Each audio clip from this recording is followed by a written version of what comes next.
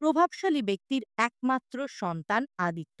জীবনে যা কিছুই চেয়েছে হয় তা পেয়েছে, আর না হয় তা ছিনিয়ে নেওয়া নিয়েছে। আদিত্যরা এই পূর্ণতার জীবনে হঠাৎ করেই হিরোইন আদায়ের এন্ট্রি হয়। আদিত্য এক দেখায় আদাকে ভালোবেসে ফেলে। ভালোবাসার মানুষকে পেতে আদিত্য সর্বস্ব দিয়ে আদার মন জয় করার চেষ্টা করতে শুরু করে।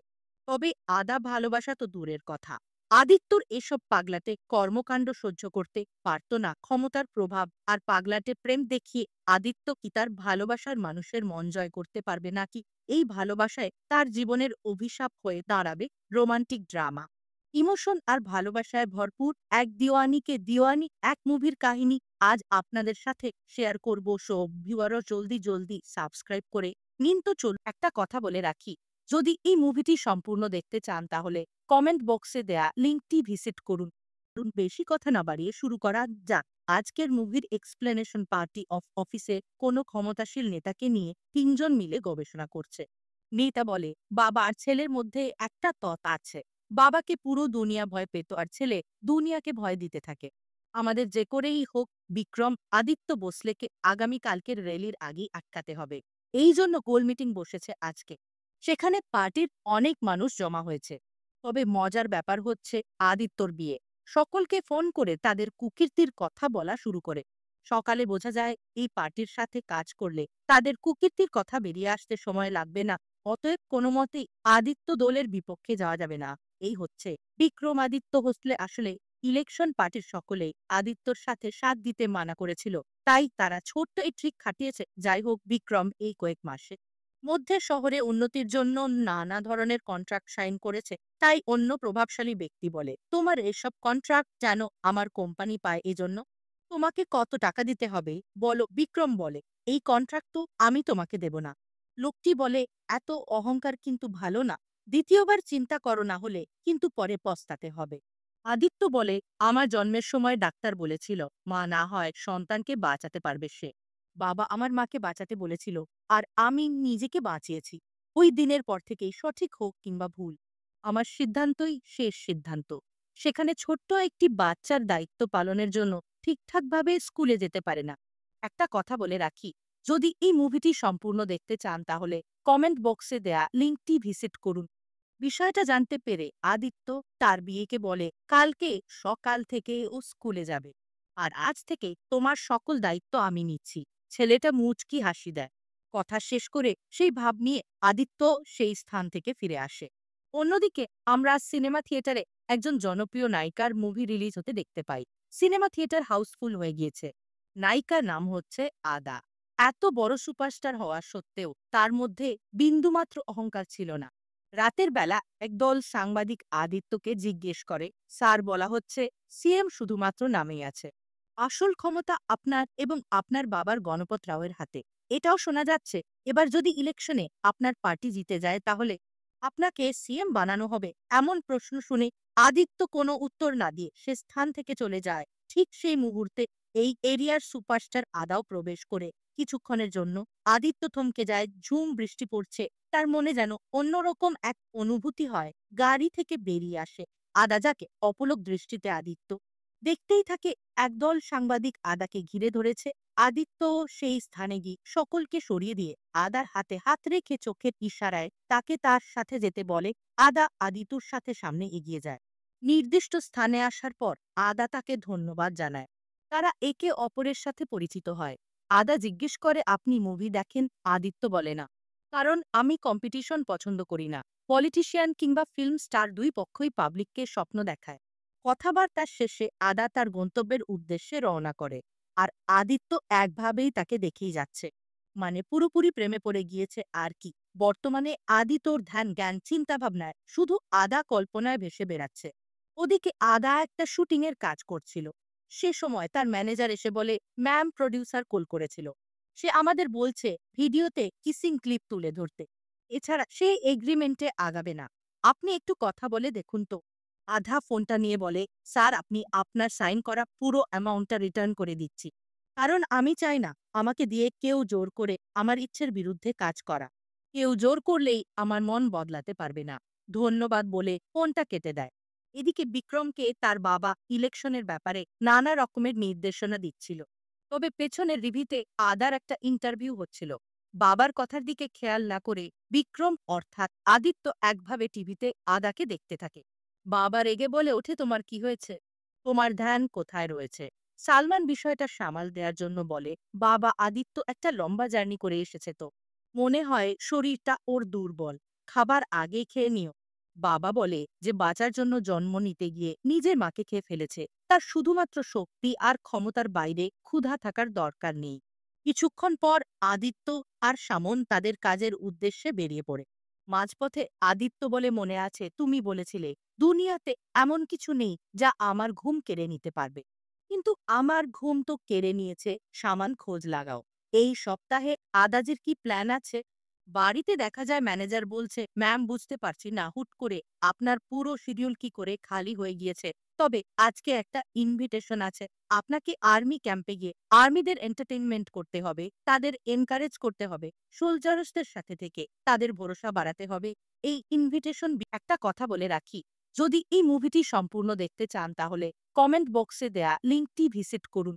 বিক্রম আদিত্য হোস্টের পক্ষ থেকে এসেছে সে ইন্ডিয়ান আর্মি সিলেক্ট করার জন্য। প্রতি মাসে একজন সেলিব্রিটির সাথে এই অনুষ্ঠানটা পালন করবেন। সবচেয়ে প্রথমেই আপনাকে দিয়ে শুরু করতে চাচ্ছি, সে তাহলে আমরা কি হ্যাঁ বলবো? ম্যাম, আদা বলে, ওর ব্যাপারে তুমি কি শুনেছ? ম্যানেজার বলে, ওনাকে নাকি কেউ কখনো না করতে পারে না।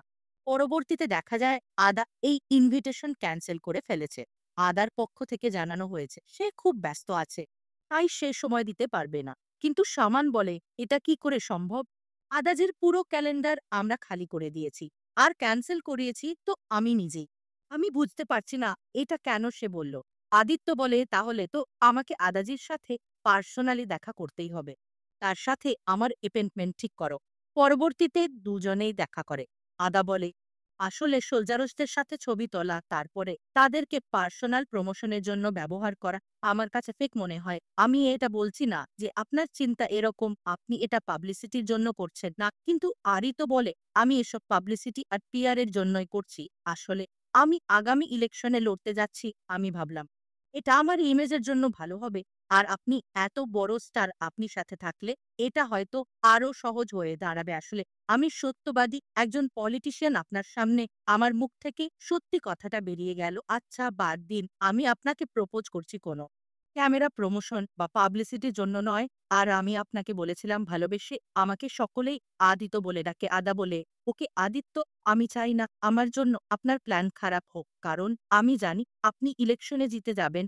আদিত্য বলেন, কিন্তু বর্তমানে আমি আপনাকে জিততে চাই, অর্থাৎ আপনার ভোট পেতে চাই, তাই প্লিজ এটা নিয়ে একটু ভেবে দেখবেন। আদা বলে, আচ্ছা আমাকে একটা কথা বলুন তো, আমার ম্যানেজারের থেকে না শোনার পরেও আপনি এখানে কেন দেখা করতে এসেছেন? আদিত্য বলে, আমি ভাবলাম না তো বলেই দিয়েছেন। দেখা হলে খুব বেশি হলে হ্যাঁ বলেও দিতে পারেন। আদা মুচকি হেসে দেয়। শুরু হয়ে যায় দুজনের জার্নি। অনেকটা রাস্তা তারা পাড়ি দিচ্ছে। যাওয়ার পুরো পথ আদিত্য ভালো করেই আদার খেয়াল রাখছে। ছুটির সময়গুলো তাদের খুব ভালোই কাটছিল। ক্যাম্পাসে আসার পর সকলেই তাদের সাদরে আমন্ত্রণ জানায়। গোসল করে তারা ফ্রেশ হয়ে নেয়। রাতের বেলায় সৈন্যবাহিনী মিলে গল্প করতে বসেছে। এক সৈনিক জিজ্ঞেস করে, আদা যে আপনার কোনো সিন বেশি পছন্দ হয়, অ্যাকশন সিন নাকি রোমান্টিক সিন? আবার অন্য সৈনিক জিজ্ঞেস করে, ম্যাম আপনার কোনো পার্টনারের সাথে প্রেম ভালোবাসা ছিল? আদাজি বলে, না, এরকম কখনোই হয়নি। আসলে আমি আমার পার্সোনাল আর প্রফেশন লাইফ আলাদা রাখতে পছন্দ করি। সকল সৈনিকরা বলে, বিক্রম স্যার এবং আদাজি ম্যাডাম, আপনারা একে অপরের প্রফেশন অক্টিং আমাদের একটু করে দেখাবেন। সকলের অনুরোধে আদাজি বিক্রমের প্রফেশন অর্থাৎ পলিটিশিয়ানের অক্টিং করে। সকলেই ম্যাডামের লেকচার শুনে আনন্দিত হয়ে করতালি দেয়। এরপর সকালে ডিমান্ড করে যেন বিক্রম স্যার আদাজির কোনো রোমান্টিক সিন ক্রিয়েট করে দেখায়। হাঁটুগিরে আদিত্য আদাকে বলে, আমি ভালোবাসি তোমাকে আদা, এতটাই যে তোমাকে বলতেও ভয় লাগে। যদি তুমি আমার প্রেমের গভীরতা দেখে ভয় পেয়ে যাও, যখন থেকে তোমাকে দেখেছি আমার হৃদয় চাচ্ছি আমি শুধু তোমাকেই দেখে যাই। তোমার জন্য আমি দুনিয়া কেন, আমি নিজেকেই উল্টে দেব। তোমার জন্য আমার প্রেম আমার মৃত্যুর শেষ দিন পর্যন্ত থেকে যাবে। যদি আমার হৃদয়টা তুমি ভেঙে দাও তাহলে। সেই একটা কথা বলে রাখি, যদি এই মুভিটি সম্পূর্ণ দেখতে চান তাহলে কমেন্ট বক্সে দেয়া লিঙ্কটি ভিজিট করুন। হৃদয়ের ভাঙ্গা প্রতিটি টুকরো তোমার জন্য আবারও হাহাকার করবে। সকলে এরকম কথা আর শুনে করতালিতে মেতে ওঠে। আদা বলে, বা আপনি তো অনেক সুন্দর করে বিষয়টা বোঝালেন। আপনি কেন বললেন আপনি অ্যাক্টিং পারেন না?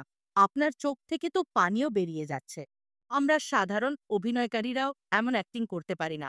আমি তো আপনার ভক্ত হয়ে যাচ্ছি। আসলে এসব কথাগুলো আদিত্য তার মন থেকেই বলেছিল, যার জন্য তার চোখে মুখে ভালোবাসার প্রকাশ ফুটে উঠেছিল। যাই হোক, অনেকটা রাত হয়ে গিয়েছে, যে যার মতো নিজের বেডরুমে চলে যায়।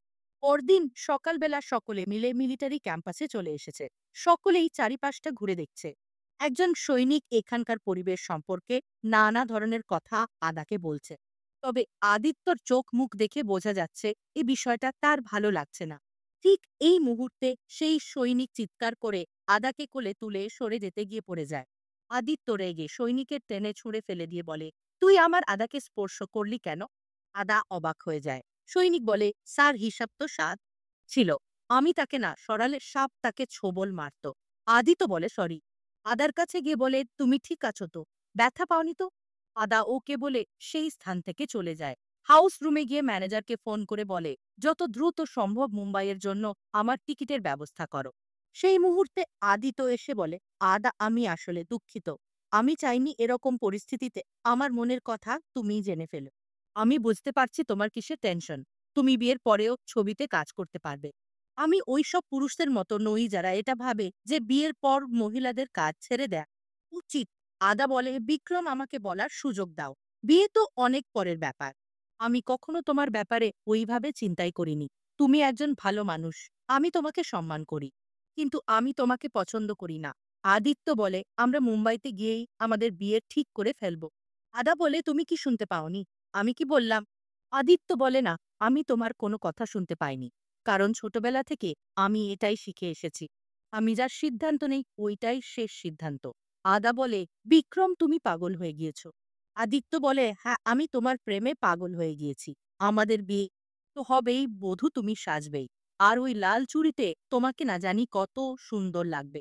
এমন পাগলামো দেখে আদার চোখ থেকে টপ টপ করে পানি ঝরতে থাকে। আদিত্য তার চোখের পানি মুছতে গিয়েও আবারও হাত সরিয়ে ফেলে।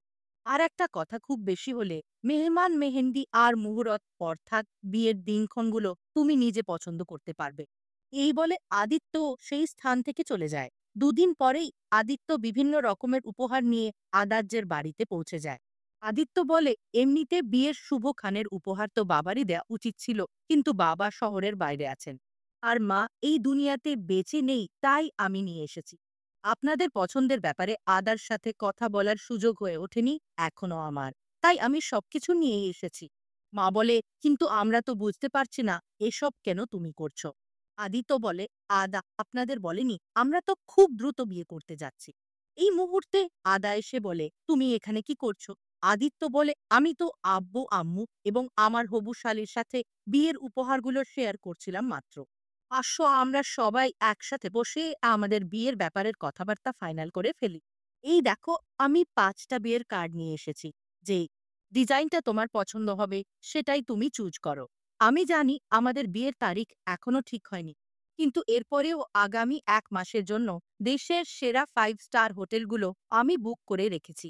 তোমার যেখানে ভালো লাগবে আমি সেখানে বিয়েটা করব। আমি আংটি নিয়ে এসেছি। আমি চাচ্ছি এই আংটি পরিয়ে আমাদের সম্পর্ক পাকাপোক্ত করে নিতে। আদা বলে, তুমি আমার বাসা থেকে বেরিয়ে যাও। আদি তো বলে বলা হয়ে থাকে, ভালোবাসায় জিদ করতে নেই। কিন্তু তোমার জেদের মধ্যেও ভালোবাসা রয়েছে। আদা বলে, তোমার ভালোবাসা ভালোবাসা নয়, এটা একটা পাগলা। তুমি সবকিছু নিয়ে আমাদের বাসা থেকেই এক্ষুনি বেরিয়ে যাও। আদি তো বলে, স্যার, আপনি আপনার মেয়েকে বোঝান। বাবা বলে, আমি বুঝতে পারছি আমার মেয়ের মনের কি চলছে। ভালো হবে তুমি এইসব উপহার নিয়ে এখনই বেরিয়ে গেলে। আদা বলে, আমি এখানে আপনার মেয়ের হাত চাইতে আসিনি। আমি আমার হবু শ্বশুরকে জানিয়ে দিতে এসেছি সে তার মেয়ের বিয়ের কার্যক্রম যেন দ্রুত শুরু করে দেয়, কারণ মেয়েকে তো তার বিদায় করতেই হবে। এই বলে আদিত্য সেই স্থান থেকে চলে যায়। এই বিষয়টা পার্টির মেম্বারদের মধ্যে জানাজানি হয়ে যায়, যার ইফেক্ট আদার ফিল্ম ইন্ডাস্ট্রির মধ্যে পড়ে। যে সিনেমা থিয়েটারে আদার ছবিগুলো মুক্তি পাবে সেসব থিয়েটারকে হুমকি দেয়া হয়। অন্যদিকে আদার কন্ট্রাক্ট করা ছবিগুলো থেকেও আদাকে সরিয়ে দেওয়ার কথা বলা হচ্ছে। এসব কিছুর পেছনে কিসের কারণ, এই বিষয়টা আদা যে খুব ভালো করে বুঝতে আসলে এখন প্রডিউসার ফিল্ম ডিরেক্টরের মাথায় টেনশন পড়ে গিয়েছে। তাদের মুভি রিলিজ হলে যদি পলিটিশিয়ানরা সেম ভাবে মুভি মুক্তি দিতে বাধা করে দেয়, তাহলে তো তাদের ক্ষতির সম্মুখীন হতে হবে। তাই তারা এসব পদক্ষেপ নিতে বাধ্য হচ্ছে। আদা রেগে আদিত্যর বাড়িতে চলে যায়। বাড়িতে প্রবেশ করতে যাবে, তখন তাকে ফুলে পাপড়ি দিয়ে স্বাগতম জানানো হয়। আদিত্য এসে বলে, আমি জানতাম কোনো না কোনো একদিন তুমি আসবে, তাই আগে থেকেই সকল ব্যবস্থাপনা করে রেখেছিলাম। ভেতরে আসো আদা। আচ্ছা, ঢোকার আগে গৃহ প্রবেশ করো। কেন করবে না? ঠিক আছে, তুমি এমনিতেই ভেতরে আসো। এই দেখো, এটা আমাদের পারিবারিক ছোট্ট মন্দির। এই বাড়িতে টোটাল ৬টা বেডরুম আছে। আমরা কিন্তু দোতলায় থাকবো। আর হ্যাঁ, আরেকটা রিকোয়েস্ট, আমাদের বাচ্চারাও কিন্তু দোতলায় থাকবে। দেখো, আমি আমার ঘরকে সাজাতে কোনো কমতি রাখিনি। কিন্তু তারপরেও যদি তোমার কোন রকমের রিডেকোর করতে মন চায়, তুমি তোমার মতো করে সাজিয়ে নিতে পারবে। আমি বলছি, আমি তোমাকে কখনো কোনো প্রকার কষ্টে ফেলবো না। আদা বলে, কষ্ট না দেওয়ার জন্য তুমি অনেক ধরনের কষ্টই আমাকে দিচ্ছ। এইভাবে কখনোই তুমি আমাকে জিতে নিতে পারবে না। তোমার ঘরে ৬টা হোক কিংবা ৬০০টা ঘর, পূজারি আসুক কিংবা ভগবান, আমি কখনোই তোমার ঘরে বউ হয়ে আসবো না। যদি তোমার স্মৃতিশক্তি কম থাকে তাহলে লিখে নাও। না তো বলে দিয়েছে, খুব বেশি হলে না তো নাই থাকবে। এই বলে আদা চলে যায়। আদে তো সম্পূর্ণ ভেঙে পড়ে। পরবর্তীতে পলিটিশিয়ান কিছু গুন্ডারা মা আর বোনের দিকে একটু অন্য নজরেই তাকাচ্ছে। এই বিষয়টা মা এসে তার মেয়ের কাছে বলে দেয়। আদা এতদিন চুপ ছিল নিজের উপর যত সমস্যা হচ্ছিল বলে, কিন্তু ফ্যামিলি পর্যন্ত এখন সমস্যা চলে এসেছে। তাই সে এখন আর চুপ করে থাকবে না। সে দ্রুত এ বিষয়ে কমপ্লেন করতে মন্ত্রীর কাছে চলে যায়। তবে মন্ত্রী এবং পুলিশ কমিশনার তাকে তো ভাবি বলে সম্বোধন করতে শুরু করে। মন্ত্রী সাহেব বলে, ভাইয়া বলেছে আপনার ব্যাপারে, আপনাদের তো আর ১ মাসের মধ্যেই বিয়ে হবে। ভাবি চিন্তা করবেন না ভাবি, আমরা পুরো ফ্যামিলি মিলে সেখানে উপস্থিত থাকব। এমন পরিস্থিতি পরিবেশ দেখে আদা নিজেই যেন অবাক হয়ে যাচ্ছিল। কিছুক্ষণের মধ্যে আদিতা চলে আসে। সে সকলেই তাদের কথা বলতে স্পেস দিয়ে রুম থেকে বাইরে বেরিয়ে যায়।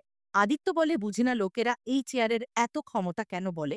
রাজা যখন সাধারণ একটি চেয়ারে বসে, তখন কিন্তু সেই চেয়ারটি অসাধারণ হয়ে যায়। আর আমার চেয়ারের পাশে আমি তোমাকে বসাতে চাই। আমি চাই তুমি আমার রানী হবে। আদা বলে, তোমার সাহস কি করে হয়? তুমি গুন্ডা পাঠিয়ে আমার মা বোনকে হুমকি দাও। আদিত্য বলে, হুমকি দিচ্ছি না তো। আমার শত্রু অনেকেই আছে। যদি তোমার আর তোমার ফ্যামিলির ক্ষতি করে ফেলে, সেই জন্য তোমাদের উপর নজর রাখতে আমি ওদের পাঠিয়েছি। যতক্ষণ পর্যন্ত আমি জীবিত, ততক্ষণ পর্যন্ত তোমার আর তোমার পরিবারকে কেউ ছুঁয়েও দেখতে পারবে না। তোমার ফ্যামিলিই তো এখন আমার ফ্যামিলিও। আমি আমার পরিবারের কোনো ক্ষতি হতে দেব না। আদা কান্না করে হাত জোর করে বলে, দয়া করে তুমি আমাকে ছেড়ে দাও। আমাকে আমার মতো করে বাঁচতে দাও। আদি তো তার পায়ের কাছে গিয়ে হাঁটু গেড়ে বসে বলে, দয়া করে এমনটা কর না। আমি তোমার কাছে ভিক্ষা চাচ্ছি। তুমি একবার হ্যাঁ বলে দাও। আমি বলছি, আমি সারা জীবন তোমার কথা মেনে চলব। আদার রেগে বাইরে বেরিয়ে যায়। অন্যদিকে আদার বাবা পেশা একজন প্রফেসর। তিনি হঠাৎ করে খেয়াল করেন কোশ্চেন পেপার তারই এক কর্মী লিক করার চেষ্টা করছে। এই বিষয়টার জন্য রেগে চাচা সেই ব্যক্তিকে একটা চড় লাগিয়ে দেয়। লোকটি প্রতিশোধ নেয়ার জন্য তার ইউনিয়নের সকলকে ডেকে চাচার বিরুদ্ধে আন্দোলন শুরু করে। চাচাকে মিথ্যা অপবাদ দেয়া হয়। কোনো কারণ ছাড়াই চাচাকে সেই লোকের সাথে দুর্ব্যবহার করা হয়েছে এই বলে। প্রিন্সিপাল বলে, দেখো, উনি যে আমাদের কোশ্চেন পেপার লিক করছে বা করার সুযোগ পেয়েছে, এই বিষয়টা যদি আমরা সকলের সামনে তুলে ধরি, তোমার সম্মান তো বেঁচে যাবে, কিন্তু আমাদের কলেজের সম্মান নষ্ট হবে।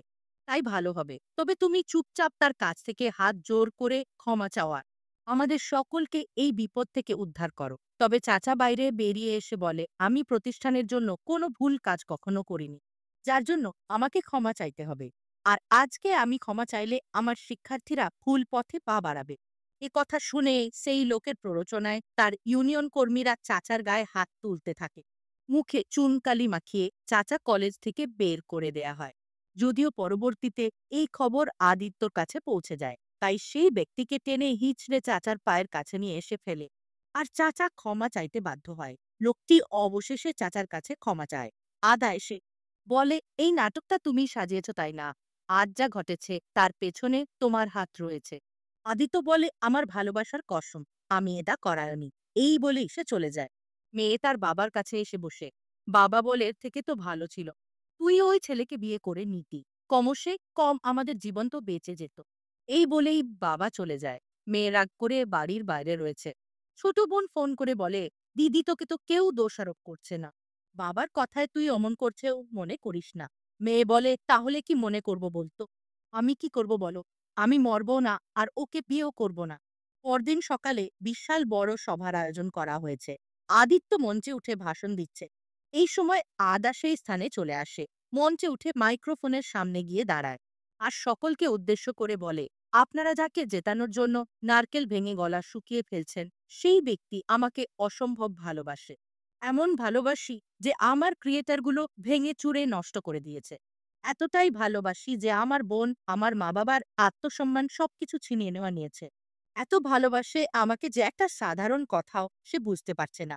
আমি যে ওকে ভালোবাসি না সে সেই কথা বুঝতেই চাচ্ছে না। ও আমার সম্মান, আমার শক্তি মাটিতে মিশিয়ে দিয়েছে। প্রতিটা পদে পদে এমন ব্যবস্থা করেছে যাতে আমি ওকে জোর করে ভালোবেসে ফেলি। সিএম এর কাছে গিয়েছিলাম। সে আমাকে ভাবি বলে ডেকেছে। কমিশনার সাহায্য করার পরিবর্তে তার ছেলের জন্য আমার সাথে সেলফি নিয়েছে। আইন কানুন সরকার সবকিছুই এর কাছে পোষা কুকুরের মতো। তবে ও ভেবেছিল একটা মেয়ে হয়তো বা কমজোরি হবে। আমি সকলের সামনে অ্যানাউন্স করছি, আজ থেকে 7 দিনের মধ্যে যে কেউ আদিত্যকে মেরে ফেলতে পারবে আমি আদা তার সাথে একটা রাত কাটাবো। এই কথায় জনসাধারণ ক্ষেপে যায়। আদা আদিত্যর কাছে গিয়ে বলে, তুমি আজ পর্যন্ত মেয়েদের চুরির আওয়াজ শুনেছ এবং দেখেছ। তুমি এখন মেয়েদের শক্তি দেখবে। তোমার ভালোবাসা ভালোবাসা নয়। যা তুমি পার করছো তা সব সীমানার বাইরে জলে যাব কিংবা মাটির সাথে মিশে যাব। তবে কসম করে বলছি, আমি তোমার প্রেমে কখনোই করব না। আমার হৃদয়ে তোমার জন্য ভালোবাসা নয়, শুধু ঘৃণা রয়েছে। এই বলে আদা সেই স্থান থেকে চলে যায়। সেম পরিবর্তন হয় সিএম এর রুমে, যেখানে আদা বসে রয়েছে। সেই স্থানে আদিত্য এসে বলে, পুরো দুনিয়ার সামনে নিজের ইজ্জত লুটিয়ে দিলে আদা বলে, তোমার অহংকার অনেক তাই না? বলেছিলে তো আকাশে যত না তারা আছে, তার থেকেও বেশি এই জমিনে আমার ফ্যান্সরা রয়েছে। তোমার জয় জয়কার তো একটা স্টেটের মধ্যে সীমাবদ্ধ, আর আমার জয় জয়কার পুরো দেশের মধ্যে। মৃত্যু কোথা থেকে আসবে বুঝতেই পারবে না। আর এই যে তোমার বডিগার্ড আছে না, বলা তো যায় না ঘরে গিয়ে বিছানায় বিবির সাথে থাকা অবস্থায় আমার কথায় স্মরণ করবে। এত জঘন্য কথা আদিত্য যেন নিজের কানে শুনতে পারছিল না। আদিত্য বলে, তুমি একটা অচেনা পুরুষের সাথে একটা রাত কাটাতে রাজি আছো, কিন্তু আমার সাথে জীবনটা কাটাতে পারবে না। আদা বলে, পারবো না, কারণ এটা আমার ইচ্ছে, সঠিক হোক কিংবা ভুল আমার ইচ্ছে তো আমার ইচ্ছেই। আদিত্য বলে, আদা একটু চিন্তা করো, আমাকে মারার পর ওই লোকটা তো আটক হয়ে যাবে, আর না হয় তুমিও তো আটক হতে পারো। আদা বলে, একেবারে ঠিক বলেছ।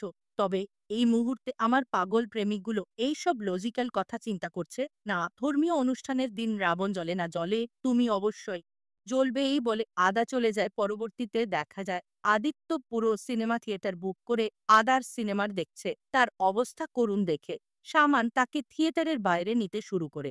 এই মুহূর্তে আদাকে নিয়ে একজন বডিগার্ড পরিচিতিপূর্ণ কথা বলতে শুরু করে, যা শুনেই আদিত্য সেই বডিগার্ডকে মারতে শুরু করে।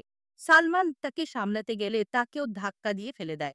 পরক্ষণেই আদিত্য তার করা ভুলের জন্য সামনের কাছে বারবার ক্ষমা চাইতে থাকে। দুজনেই বেরিয়ে পড়ে রাস্তায় বিল বোর্ডের পাশে দাঁড়িয়ে আদিত্য বলে, আমার নসিবে শুধুমাত্র ওর ছবিই রয়েছে। তোমার আমার প্রেমের কাহিনী দুঃখের বিষয় কি জানো? তুমি আমার এত কাছে, তারপরেও আমি তোমার থেকে অনেক দূরে। আমি যত কিছুই করি না কেন তুমি আমার কাছাকাছি আসবে না। তুমি যত যাই কিছু করো আমি কখনোই তোমাকে ঘৃণা করতে পারবো না। আমি তো আমার থেকে তোমাকে দূরে রাখতে পারবো না। এই বলেই ছেলে মানুষের মতো সামানকে জড়িয়ে ধরে কান্না করতে শুরু করে। পরদিন সকালে গান্ধী জয়ন্তী অনুষ্ঠানে তারা উপস্থিত হয়েছে। যদিও তাদের প্রাণের সংশয় ছিল, তবে এরপরেও আদিত্য সেই অনুষ্ঠানে উপস্থিত হয়, ভাষণ দেয়। এরপরে ভাস্কর্য উদ্বোধন করতে গেলেই জনসাধারণের মধ্যে থেকে আদিত্যকে গুলি করা হয়। ড্রেসিং করানোর পর বাড়ি ফিরলে আদাকে দেখতে পাওয়া যায় তাদের বাড়িতেই, যার সামনে মৃত মানুষের সমস্ত কার্যক্রমের জিনিসপত্র রাখা ছিল। আদা বলে, তুমি আমার বাড়িতেই বিয়ের 5টা ডিজাইনের কার্ড নিয়ে গিয়েছিলে। আজ আমি 5টা ফটো নিয়ে এসেছি। দেয়ালে তোমার মৃত্যুর জন্য কোনটা টানাবো, দেখো তো কোনটা তোমার পছন্দ হয়। অর্গান ডোনেশন ফ্রম চোখ হৃদয়, যা ইচ্ছে ডোনেট করতে পারো। কিন্তু তোমার হৃদয় যার কাছে যাবে সে বেচারি তো খুব বিপদে পড়বে। যদিও আমি ভাবছি কমসে কম মৃত্যুর পরে তো তুমি কারো না কারো সাহায্যে আসতে পারবে। এই মুহূর্তে দুজন বয়স্ক অভিভাবক সেখানে চলে আসে। আদিত্য বলে, আপনার ছেলের সকল দায়িত্ব এখন থেকে আমি নেব। এই বলে চাচার কাছ থেকে আশীর্বাদ নেয়। আদা কিছু বুঝে উঠতে পারে না। মুরব্বীরা চলে যায়। সালমান বলে, আজকের অনুষ্ঠানের মধ্যে যে ছেলেটা আদিত্যকে অ্যাটাক করেছিল তার বাবা। মায়েরা, আপনার জন্য ও মারার লোক আছে অনেক, তবে আদিত্যর জন্য মার খাওয়ার লোকও অনেক রয়েছে। আজকের অনুষ্ঠানে যা হয়েছিল সব প্রি প্ল্যান ছিল, যাতে করে আপনার ওসব পাগল প্রেমিকরা বুঝতে পারে আপনার কথা শুনে আদিত্যকে মারতে গেলে আপনাকে তো পাবেই না, বরং তাদের জেলের খানি টানতে হবে। আদিত্য বলে, দেখো, আমার ভালোবাসার জন্য এই পুরো স্টেট উৎসব পালন করবে। আমার ভালোবাসায় চারিদিকে সবার মুখে রুটিয়ে যাবে। পুরো দেশের সকলেই আমাদের বিয়েতে উপস্থিত হতে যাবে। ক্ষমতার জন্য নয়, বরং ভালোবাসার জন্য। তোমার ভালোবাসায় যখন আমি মারা যাব, তখন ঠিক এভাবেই থাকবে, কারণ তোমার চোখের পানি আমি সহ্য করতে পারবো না। আদা চুপচাপ সেই স্থান থেকে চলে যায়। পরদিন আদিত্যর এমন ভালোবাসা নিয়ে একটা টক শো অনুষ্ঠিত হয়। উপস্থাপক বলে, ভালোবাসা আর জোর জবরদস্তি আলাদা হয়। আদিত্য বলে, আমি ওকে ভালোবেসেছি। আমি তো ওর হাত ধরিনি, ভুলভাবে স্পর্শ করিনি, ওর সাথে কোনো রকম অসভ্যতা করিনি। শুধু আমি এটা মানতে পারছি না আদা আমাকে ভালোবাসে না। আমি আদার জন্য মরতেও রাজি আছি। কাল থেকে আগামী বিজয়া দশমী পর্যন্ত শত কাপলদের বিবাহ করাবো আমার নিজ খরচে। তবে একটা মণ্ডপ আমি আর আমার আদার জন্য খালি রাখবো, এই আশায় যে কাপলদের যদি আমাদের লেগে যায় আর আদার ঘৃণা যদি আমার জন্য ভালোবাসায় পরিণত হয়। দেশের প্রতিটা রাজ্যে ভালোবাসার এমন প্রচার ছড়িয়ে গিয়েছে। এমন পাগল প্রেমিকই তো সবাই চাইছে। রাতের বেলা বাবা ফিরে এসেছে। এসেই ছেলেকে কষিয়ে একটা চড় দিয়ে বলে, 2 টাকার হিরোইনের জন্য আমার সম্মান তুমি মাটিতে মিশিয়ে দিয়েছ। তুমি বুঝতেই পারলে না আমাদের অপোজিশন পার্টি এই বিষয়টার সুযোগ নিতে চেষ্টা করবে। তুমি একটা জোগাড় হয়ে গিয়েছ সবার কাছে। আদিত্য বলে, বাবা, আমি আদা আর জনতার মন জিতে ছাড়ব। আমি সবকিছু সামনে নেব। শুধুমাত্র একটা কথা, এর পরের বার নিজের ঘরের ছেলের ওকে 2 টাকার নায়িকা বলার আগে 1000 বার ভেবে কথা বলবে। আপনি কি ভুলে গিয়েছেন ছোটবেলায় যখন আমার বন্ধুর খেলনা নিতে চেয়েছিলাম, সে আমাকে দেওনি, তাই আমি অনেক কান্না করেছিলাম। পরে আপনি কি করেছিলেন? আপনি নিজের সাথে থেকে সেই পুতুলটিকে জ্বালিয়ে দিতে বলেছিলেন। আপনি বলেছিলেন, শুধুমাত্র এই খেলনাটি না, বরং এই খেলনাটি পাওয়া যায় যেই দোকানে, সেই দোকানটা পর্যন্ত আপনি জ্বালিয়ে দিয়েছিলেন। আপনি বলেছিলেন, যে জিনিস আমার ছেলের চাই হয় সেটা আমার ছেলের পাওয়ার দরকার, আর না হলে সেটা জলে যাওয়া দরকার। আদিত্য বলে, ছোটবেলা থেকে আপনি শিখিয়েছিলেন যেটা আমি হাসিল করতে পারবো না ওটা আমি জ্বালিয়ে দেব। তবে এবার হয় আমি হাসিল করব, না হলে নিজেকে জ্বালিয়ে দেব। পরদিন মেয়ের অনুষ্ঠান শুরু হয়েছে। আদা এসে বলে, আমি ভেবেছিলাম ফিল্ম ইন্ডাস্ট্রির অভিনেতাদের থেকে আর কেউ ভালো অভিনয় করতে পারে না। তবে তোমার যে অবস্থা তাতে বুঝলাম পলিটিশিয়ানরা তো আরো ভালো অ্যাক্টিং করতে পারে। আজকে আমি এখান থেকে দেবী মাতার কাছে গিয়ে প্রার্থনা করব, আমার জীবনে তোমার মতো রাবণকে যেন সে জ্বালিয়ে দেয়। আদিত্য বলে, ঠিক আছে, তাহলে দেবী মাতার মন্দিরে আমিও তোমার সাথে খালি পায়ে হাঁটব, যাতে জীবনের খানিকটা সময় তোমার সাথে চলতে পারি। দুজনেই দেবী মাতার উদ্দেশ্যে বেরিয়ে পড়ে। আমাদের হিরোর কি চাহনি, সে যেন প্রতিটা পায়ে পায়ে তার ভালোবাসার মানুষকেই দেখে যাচ্ছে। এতটা বাধা বিপত্তির পরেও নিজের শেষ হলেও তার একটু আঁচড়ও সে কোনোভাবে আদার উপর পড়তে দেবে না। নিজে আঘাত প্রাপ্ত হয়েও আদাকে সর্বস্বভাবে চেষ্টা করছে সেফ রাখার জন্য। রক্তাক্ত পায়ে আদিত্য মন্দিরে প্রবেশ করে। আদিত্য দেবীর কাছে প্রার্থনা করে, মা, আপনি এখনো ওকে বোঝান, দেরি হয়নি। আপনাকে সাক্ষী রেখে আমরা একে অপরকে বিয়ে করব। আদা বলে, দেবী মা, ওকে আমার রাস্তা থেকে সরিয়ে দিন। মুভি শেষ হয়ে গেলেও মনে হয় না আজকের নায়িকার মন গড়বে। আদা বাড়িতে ফিরে আসে। অপোজিশন পার্টির লিডার গোবিন্দ আর বিশিষ্ট ব্যবসায়ী রেহেজা তাদের বাড়িতে এসেছে। সব কথা শোনার পর আদা আদিত্যকে ফোন করে বলে, তোমার শত্রুরা আমার বাড়িতে এসেছে। তারা চাচ্ছে আমি তার দলকে সাপোর্ট করি। তার বদলে ওরা তোমাকে আমার জীবন থেকে সরিয়ে দিতে সাহায্য করবে। তবে একটা কথা তুমি আর ওরা ভালো করে শুনে রাখো, তোমাকে এত ঘৃণা করে যে আমার ঘৃণাও কারো সাথে শেয়ার করতে আমি পারবো না। অপমানিত হয়ে শত্রুপক্ষ আদার উপর প্রতিশোধ নেয়ার জন্য প্ল্যানিং শুরু করে। সেই মুহূর্তে আদিত্য এসে বলে, আজকের পর থেকে আদা যেই গলি থেকে যাবে সেই গলি থেকে তোমাদের চিন্তাও যদি চলে যায়, তাহলে মন্ত্রণালয় কিংবা শৌচালয় কোথাও দাঁড়িয়ে থাকার তোমরা রাস্তা খুঁজে পাবে না। পরদিন খবর পেয়ে ব্লাড ডোনেশন করতে আদিত্য চলে যায়। আদিত্য বলে, আমার বিশ্বাস আমার রক্ত নিতে তুমি মানা করবে না। তাই ভাবলাম কেননা ভালো কাজে একটু নিজেকে সামিল করে নেই। রক্ত নেয়া শুরু হয়ে যায়। আদিত্য বলে, আমার রক্তের গ্রুপ HR নেগেটিভ। সামনের রেখো খুবই রেয়ার গ্রুপ। আদা রক্তের বোতলটা হাতে নিয়ে বলে, তোমার এই রক্ত তোমার নিজের কাজেও আসবে না। এই বলে রক্তের বোতল ফেলে দেয়। আদা চলে যায়। আদিত্য সবসময় আদার আশেপাশে থাকার চেষ্টা করত। তারা দুজনেই একটা অনুষ্ঠানে এসেছিল। সেই অনুষ্ঠানের নাট্যমঞ্চ চলছিল। নাট্যমঞ্চের এক ফাঁকে একজন ব্যক্তি আদিত্যের শরীরে তীর ছুঁড়ে মারে। তবে একটুর জন্য তার গায়ে লাগে না। এসব পরিস্থিতি দেখে আদা আনমনে আদিত্যের কথা কল্পনা করছি। এ সময় কিছু গুন্ডারা তার গাড়িকে অ্যাটাক করে। এদিকে দেখা যায় বাবা তার সন্তানকে বলছে, কুকুর আর বাঘের মধ্যে পার্থক্য রয়েছে জানো তো? মেয়েটাকে উপরে তুলে এনেছি, যা খুশি তাই করো। কিন্তু একটা কথা মনে রেখো, কালকের পর থেকে ওই মেয়েটার নাম যেন তোমার মুখে আর না শুনতে পায়। এই বলে বাবা বেরিয়ে যায়।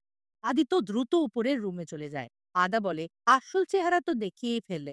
এসব প্রেম ভালোবাসা সব মিথ্যে কথা। আসলে তোমার মনের আকাঙ্ক্ষা, তোমার তো শারীরিক চাহিদা। তাই তো আসো, তোমার যা খুশি তাই করো। আমার হৃদয়ে তোমার জন্য তারপরও কখনোই ভালোবাসা জন্মাবে না। আদিত্য নিচে পড়ে থাকা ওড়নাটা আদার গায়ে পেঁচিয়ে দেয়। আদিত্য বলে, দুঃখ এটা নয় যে তুমি আমাকে ভালোবাসোনি।